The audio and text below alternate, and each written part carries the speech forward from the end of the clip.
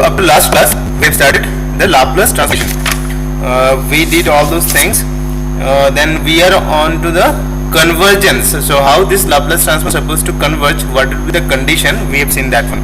Okay, so today onwards we'll go with the other parts of this Laplace transformation.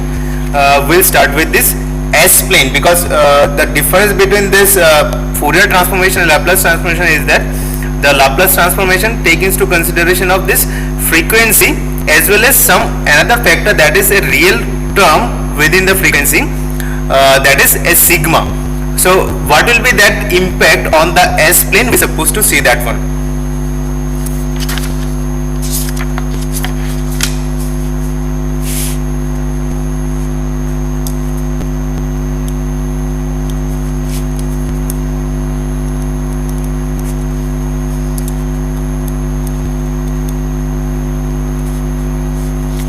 Okay, so we'll start with this S-plane. So till now we have been working either on the time domain or on the frequency domain, or you can say either in the frequency plane, that is x-axis, either that will be a time or that will be frequency. Now when we have been going with this Laplace transformation, we have been saying that our S, which we are defining, that is sigma plus j omega, a complex frequency and a real term is been added with this S term. So what is this S-plane basically is? So if we represent graphically this S-plane, so we will take something like this, two axes, where this real axis represents your sigma and this x-axis represents sigma and this y-axis represents your j omega. So this plane, anywhere on this plane, that will be represented as an S, which is a summation of this sigma as well as j omega. Now it will be either in the right hand side, either in the left hand side, either in the positive of this j omega axis, either in the negative of j omega axis. So we are supposed to define what will be the different regions on this S plane. What will be the different regions on this S plane? Now if we go into specifically, if we have been writing that xs, so what we can write about this S? S is sigma plus j omega. So what we have seen earlier, that the Fourier transform, if the xt is not at all totally integrable, or you can say Fourier transform does not exist for any function, so we can go with the solution with the help of this Laplace transformation. Okay, we have already seen the representation of this Laplace transformation.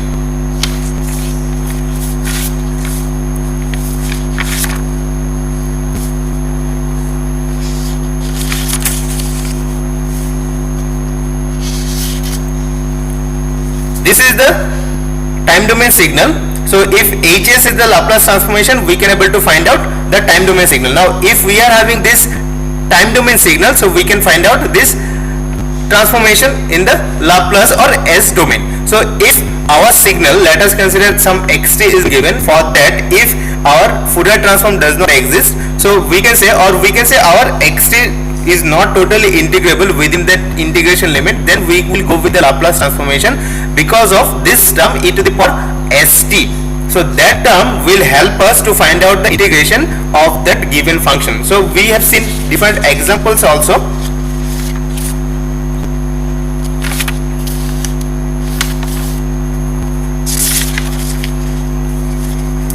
For this one, like Laplace transform of any signal xt within this integration limit, where xt may not be totally integrable. So with the help of this e to the power minus st, we can able to find out this Laplace transformation. Now if the situation arises is that our xt, we have already derived the Laplace transformation of the given signal. Now if the situation is something like that, we need to find out the Fourier transform of that. So how we can able to find out the Fourier transform? That is x of j omega. So that will be only possible from the Laplace transformation. If we need to find out this x of j omega, then we need to go with the solution of this Laplace transformation at sigma is equals to 0. Sigma is equals to 0. Means if we have been having this real part is 0 or our function is total lying on this y-axis, nothing on the real axis, then we can say yes, that Laplace transformation, the solution of that xt is same as the Fourier transformation j omega. Okay, or you can say this j omega axis divides the s plane in two halves. So the region of the s plane on the left hand side of the j omega axis is termed as left half of s plane. If we have been going with this left hand side, that is known as left half of s plane. If we have been going with this right hand side, that is known as right half of s plane. So this j omega axis divides our s plane into two parts. This left hand side is known as left half of s plane,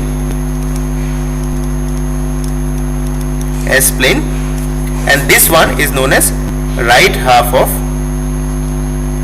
s plane. So it is having some importance, that's why we have been going with that. So we'll see what is this importance of this two halves. Okay, so obviously for that the ultimate conclusion is that if we are having our Laplace transformation of any signal, so from that if we need to find out the Fourier transformation, only the things which we need to assume is that our real part on that s should be 0. On the s plane our real part, that is sigma, should be 0. Then only we can able to find out the Fourier transformation from that Laplace transformation. Next, the concept of poles and zeros. Poles and zeros. Now the most commonly used expression for this Laplace transformation is the ratio of two polynomials. Now let us consider, I am just writing like this, xs as the ratio of two polynomials m s to the power m plus b m minus 1 s to the power m minus 1, like this. Last term is in constant b0, ratio of two polynomials, then s to the power n plus a n minus 1. This b and a are the constant, s n minus 1, a1s plus a0. Okay, so what we'll supposed to do if this kind of expression or the ratio of two polynomials is given? Our first task is to find out the roots of all the polynomials in the denominator as well as in the numerator. So if we find out the roots, so that modified expression for this Laplace transformation may be like this.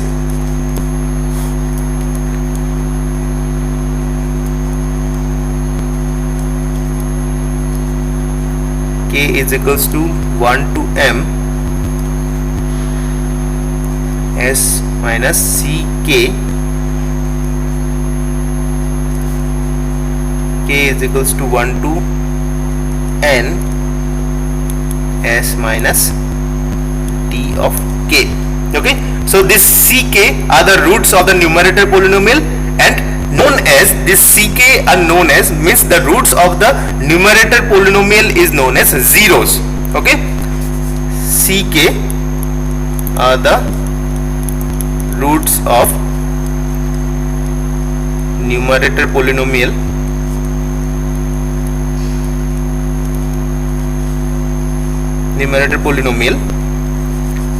and known as zeros of xs, zeros of this xs, whereas this dk are the roots of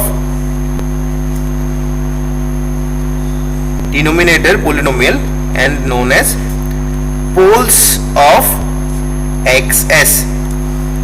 This ck are the zeros and this dk are the poles of this xs, and on the s plane these zeros are denoted by some cross and poles are denoted by, these zeros are denoted by some circle, small circle, and these poles are denoted by some cross signal, something like this. So if it is the s plane, this is j omega axis, it is sigma axis, that is real axis. So on that, if somewhere these circles are been given, these are known as zeros, and if some cross are been given somewhere, these crosses have been given, these are known as the poles. Okay, these are known as the poles. So what we have been saying, that our S plane is looks like this, where this S is the summation of sigma plus j omega. Sigma is the real term, j omega is the complex frequency. So this real term is on the x-axis, this complex frequency is on the y-axis. So if we take this real term as 0, so we can easily find out the Fourier transformation from this Laplace transformation.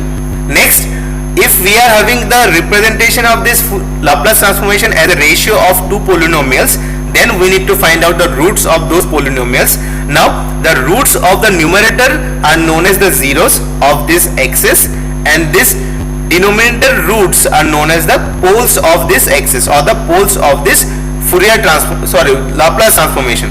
Now it is represented something like that by cross. If some crosses are been given on anywhere on the S plane, that's supposed to be the location of the poles, and if somewhere some small circles are been given, these are the locations of the zeros on the S plane. So let us solve a problem regarding that. Some xt is given, we need to find out the Laplace transformation and the ROC, region of convergence. Xt is given,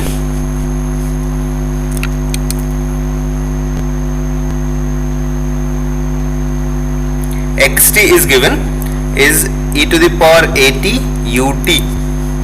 It is exponentially increasing and in the right hand side. So we need to determine the Laplace transformation, then ROC, that is region of convergence, then location of poles and zeros in the S plane, location of poles and zeros in S plane.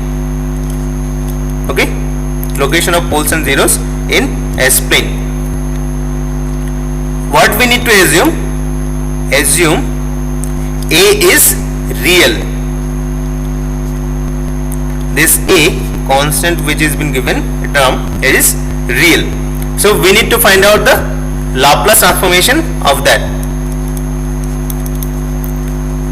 So this xs is integration minus infinite to infinite xt e to the power minus st dt. So our xt is e to the power ad ut.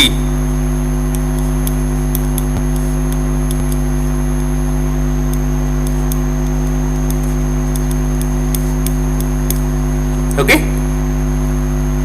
so ut means right hand side, so we no need to go into the left. So our integration limit will be from 0 to infinity. So we can change from 0 to infinity e to the power at e to the power minus st dt. 0 to infinity e to the power minus of, we are taking s minus a, then t common, then dt. So if we take the integration, it will be minus 1 by s minus a e to the power minus s minus a t, then 0 to infinite. Now we need to put the limit. Okay, so to evaluate this value, we are taking s is equals to sigma plus j omega. Putting s is equals to sigma plus j omega.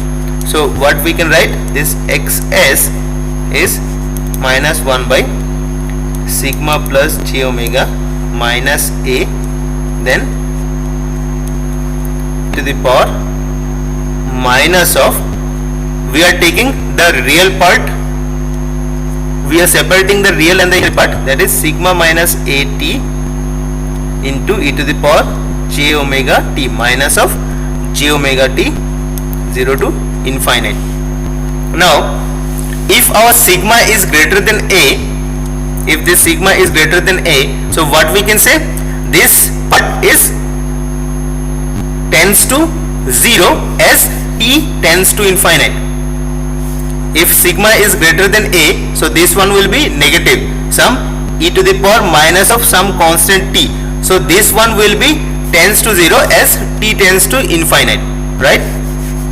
So if sigma greater than a, then what we can say, e to the power minus of sigma minus at, it tends to 0 as t tends to infinite. So this xs can be written as minus 1 by sigma plus j omega minus a. This one will be 0, then if we put 0, that one will be 1. So 0 minus 1 for sigma greater than a. So we can put this one as s. So this one will be 1 by s minus a. That sigma is the real part of s. So we can say real of s should be greater than a. So this is the solution. So this, if we are having the Laplace transformation, so this is exist only for this real of s greater than a. So if our a is less than or is equals to this real of s, that is sigma, then our Laplace transform does not exist. Since the integration does not converge, it will diverge, then we can say our Laplace transformation does not exist. Now we need to find out the region of convergence, means for what value of a our Laplace transformation exists or it is less than infinite. So we need to go with this s plane. It is j omega axis, is our sigma. It is our sigma axis. So our ROC for the signal is exist for real of s, that is sigma greater than a. So if we are taking, this is our sigma, so this is our a, this point is our a. So our ROC or region of convergence is all the parts or all the regions greater than a, right? So this part, all the parts which are greater than a.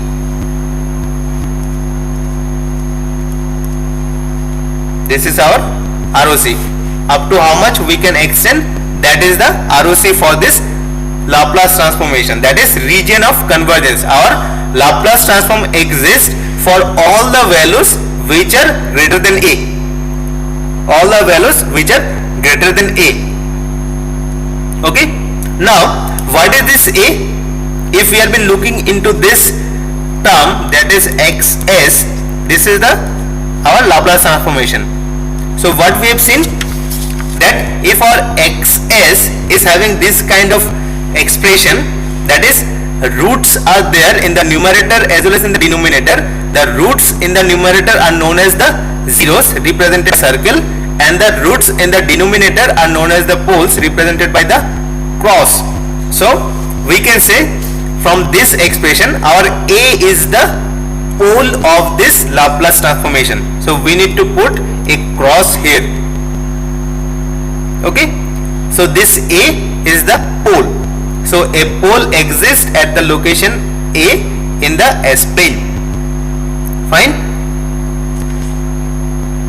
Now there is a problem that the expression of the Laplace transformation does not uniquely corresponds to a signal xt if ROC does not specify it.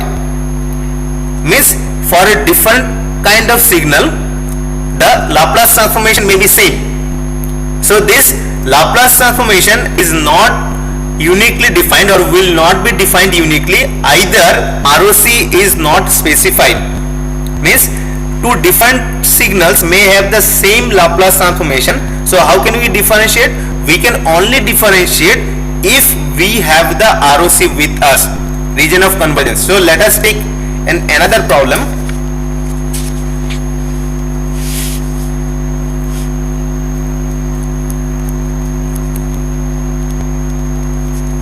That is yt is given as minus e to the power at u of minus t.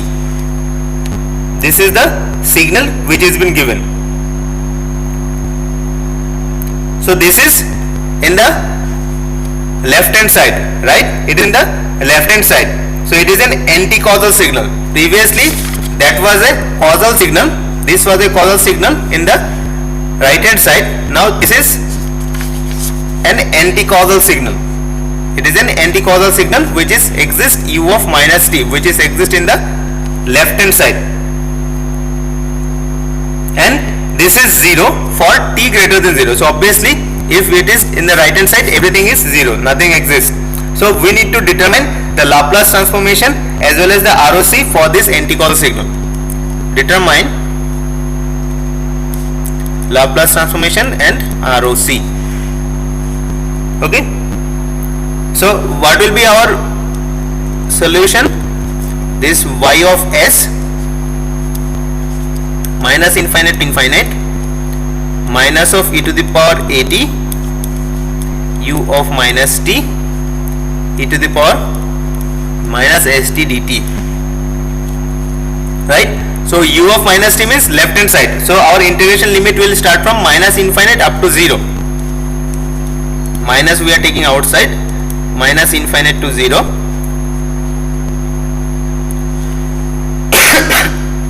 So e to the power at, then e to the power minus s of t. So we are taking this minus t common, then we can write this one as s minus a t dt. Okay, now we need to do the integration.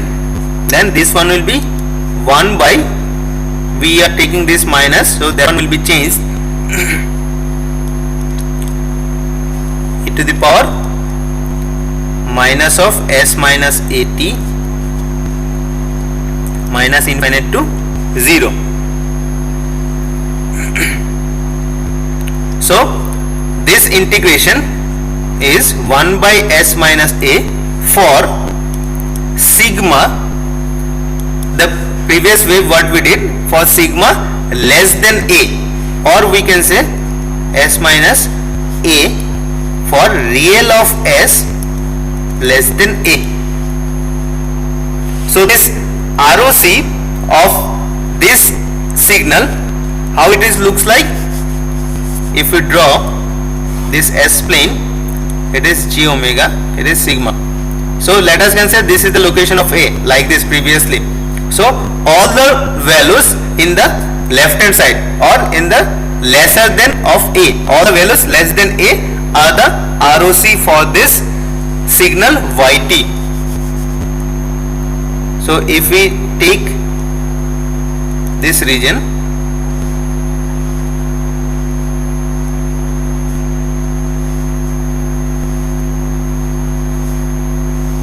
like this,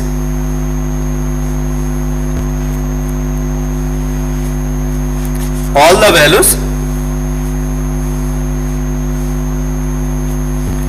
values which are less than a, this is the ROC. So if we look into this two signals, both of them are having the same expression for the Laplace transformation. Here it is also 1 by s minus a, here it is also 1 by s minus a. Only the difference is that ROC one is in the right hand side, that is greater than a, another one is the left side, that is less than a. So without ROC we can't uniquely say that these two signals having different Laplace transformation. Clear?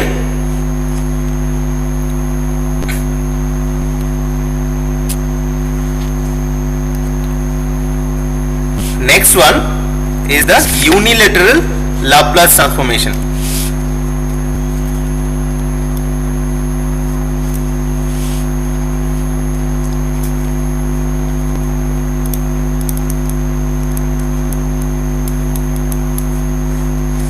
Unilateral Laplace transformation. So there are many applications of Laplace transformation in which it is assumed that signals involves are causal, that is 0 in the left hand side. Many applications are there where signals are only causal signals. So for example, if we apply an input, that is 0 for time t less than 0 to a causal system, the output will also be 0. That is for t less than 0.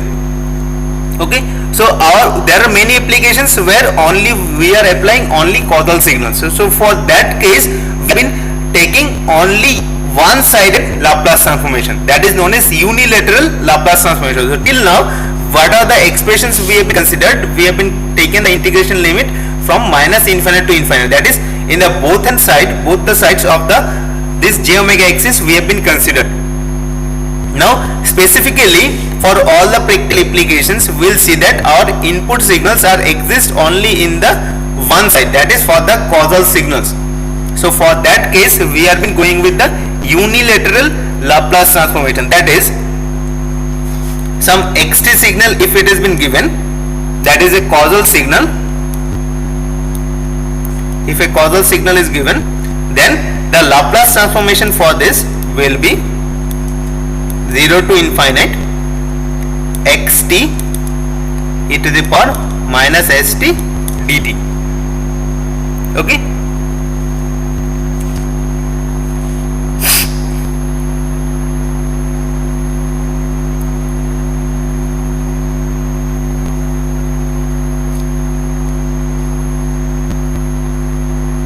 fine. So this is known as unilateral Laplace transformation, that is for the causal signals we have been considering only one half.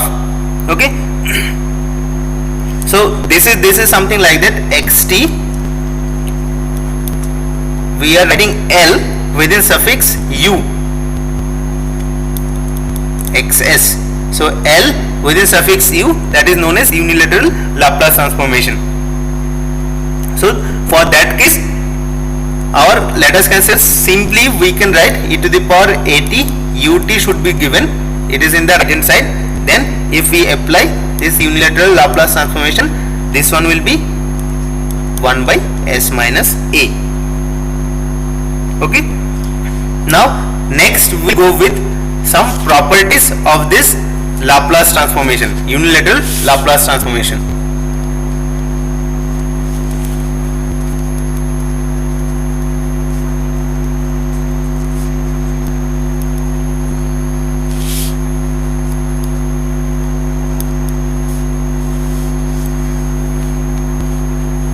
So these properties of this Laplace transformation are similar to those of the Fourier transformation.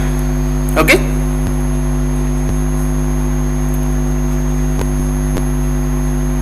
and many properties are similar for unilateral as well as for the bilateral transformation also. Some properties which are similar for the unilateral as well as for the bilateral transformations as well. So let us consider xt, some signal xt.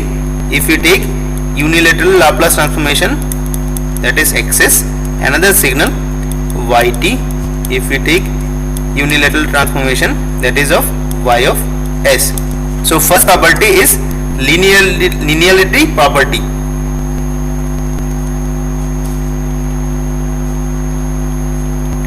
First property is linearity property.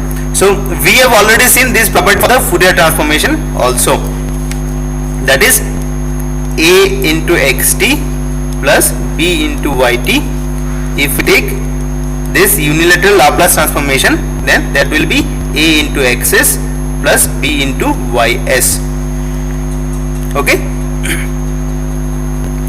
next property is scaling property.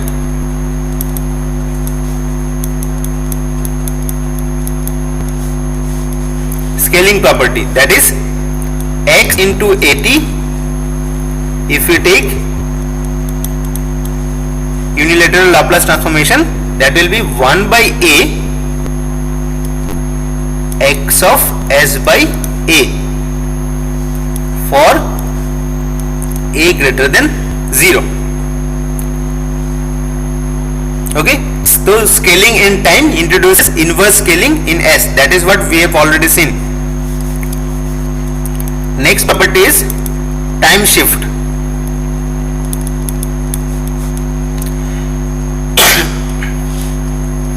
That is shifting in time t minus tau. Let us consider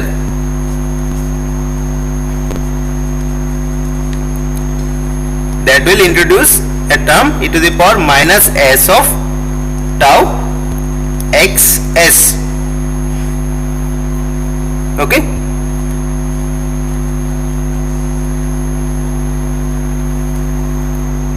So what we can say, a shift of tau in time corresponds to multiplication of the Laplace transformation by the complex exponential e to the power minus s tau. Okay. Next it is time domain shift. Next is s domain shift. We have seen previously frequency domain shift also. So now it is s domain shift. So if a term s naught t is multiplied with this time domain signal, then we can able to have a shift in the s domain, s minus s naught. So multiplication by complex exponential in that time introduces a shift in complex frequency s into the Laplace transform. Okay, so these properties are similar in the Fourier transformation also. We have seen this kind of properties as well. Next property is convolution.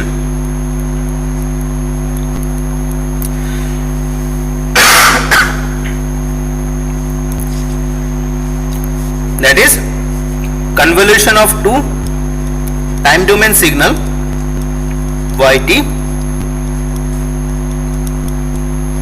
It is the multiplication of these two transformations xs and ys. So convolution in time corresponds to multiplication of Laplace transforms. So this convolution property exists only when xt is equals to 0 and yt is equals to 0 for t less than 0. So this convolution is only exist for unilateral signals, or you can say for the causal signals. So this exists for xt is equals to 0 and yt is equals to 0 for t less than 0. Okay. Next property is differentiation in s domain.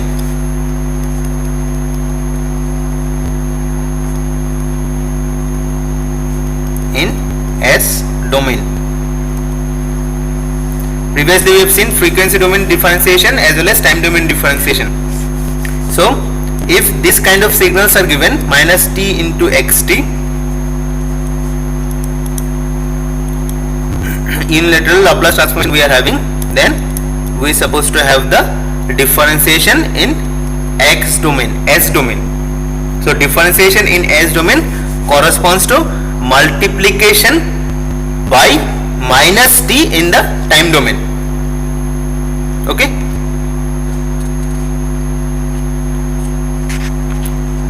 Next is the differentiation in time domain.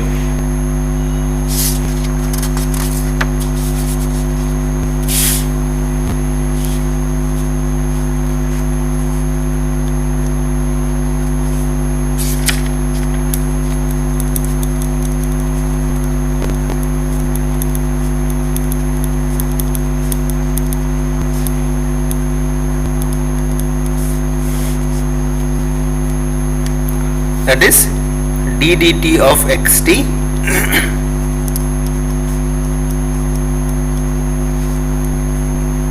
it corresponds to our time domain signal is having. So let us find the impact of this 0 to infinite d dt of xt minus st dt. So let us find out the Laplace transform of this signal d dt of xt. Sorry. So we need to go with the integration by parts for this.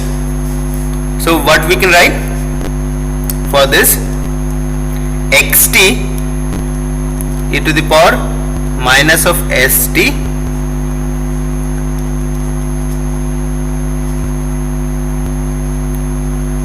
0 to infinite plus s integration 0 to infinite xt e to the power minus st dt. Okay,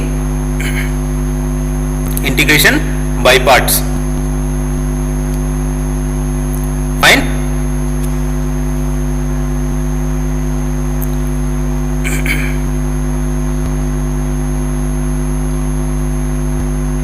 Now, since our x's exist, the Laplace transform exists for this, it follows that this xt e to the power minus st approaches 0 as t approaches infinity. Sorry, we need to go with this one. Xt e to the power minus st approaches 0 as t tends to infinity. Okay, so what we can write, therefore xt e to the power minus st at t is equals to infinite is 0. It is decaying exponential. It is decaying exponential. So a function or a term which has been multiplied with this decaying exponential will also tends to 0 as t tends to infinite. The integral corresponds to this unilateral Laplace transformation will be like this. So what we can write, this d dt of xt, this one will be s into xs minus of x0 minus of 0. So this is xs, this is xs, so s into xs, this one tends to 0, that is x of 0. So Laplace transformation at 0, at s is equals to 0. That is what our differentiation in time domain. So what we did, basically we did the integration, or we have been finding the Laplace transformation for this d dt of xt. So we did the integration by parts. So we are having these two things with us. So this part xt to the power minus st approaches to 0 as t tends to infinite. Okay, so what we can say, this xt to the power minus st will be 0 exactly at infinite.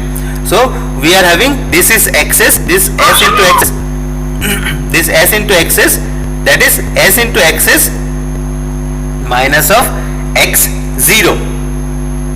Okay, so this is the property for the differentiation in time domain, and this is the differentiation in s domain. So differentiation in s domain tends to or leads to multiplication by minus t, and differentiation in time domain is s into x minus x0. So if we are having single degree of this differentiation, first degree of this differentiation, then we are having s into xs. If we are having the second degree, then we are supposed to s square xs minus s into x0, then minus of x into 1, something like this will comes into picture. So let us solve a problem for this particularly for this differentiation. Some xt is given like e to the power at into ut. So we need to find out the Laplace transformation of d dt of this xt. d dt of xt. Find d dt of xt. So if we go with the solution for this d dt of xt means e to the power at ut. That is, if we go with this s into x, that is a into e to the power at ut plus del t at x0. If we have been considering this signal, so at x0 obviously an impulse exists at x0. So it is for t, ut means for t greater than 0. So the unilateral Laplace transformation of a e to the power at ut is a times the Laplace transform of the e to the power at ut.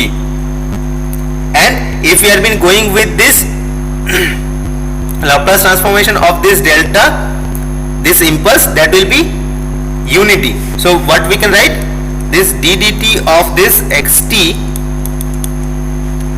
is a e to the power at ut plus delta t. If we have been going with this unilateral Laplace transformation, then what we are having, this e to the power at ut, that is right hand side, that is causal signal, that is 1 by s minus a. So here a is there, so s minus a plus 1 for this delta, right, that is s by s minus a. So this thing is clear. What we did the differentiation by part. So if we take the differentiation of this, then that will be a into this, a will come, then a into e to the power at ut. Then if we take the differentiation of this step, that will be an impulse. If we take the differentiation of this step, then we are supposed to get an impulse. Next, this is the signal after differentiation. Now if we take the unilateral Laplace transformation of this, then we are supposed to get this e to the power at ut will be 1 by s minus a, then a is there, so a by s minus a, then d dt of del t, that is unity 1. That is, if we take the Laplace transformation of this impulse, then we are supposed to get this unity, then we are supposed to have the final Laplace transformation as s by s minus a. Okay.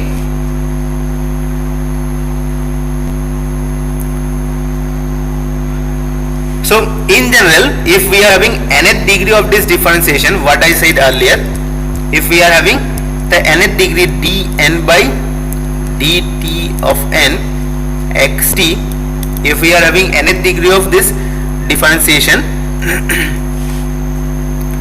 let us take unilateral Laplace transformation, then what we supposed to have, s to the power n xs minus dn minus 1 by dt of n minus 1 xt at t is equals to 0 minus s dn minus 2 by dt of n minus 2 x of t at t is equals to 0. In this way, s n minus 2 d by dt xt at t is equals to 0. Last one is s to the power n minus 1 x of 0. X of 0. So for our case, particularly for our case, our n is 1. So for the last term, if we put n is equals to 1, so this one will be 0. So we supposed to only have x of 0. Clear?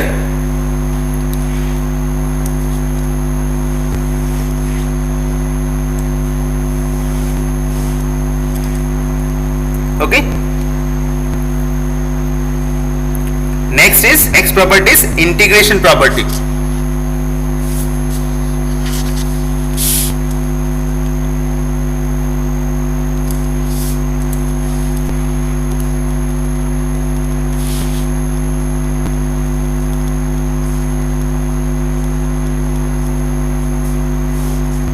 integration property. So it is like this: integration of minus infinite to t x tau d tau. If we take unilateral Laplace transformation, we are supposed to have x to the power minus 1 0 by s plus xs by s, whereas this x to the power minus 1 0 is integration minus infinite to 0 x of tau d tau is the area under xt from t is equals to minus infinite to 0. So this is represents the area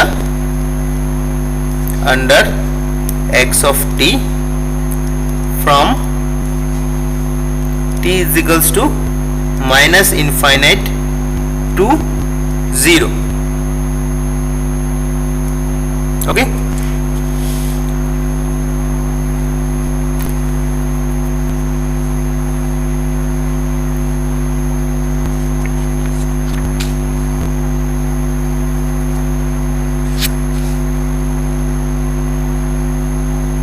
So clear up to this?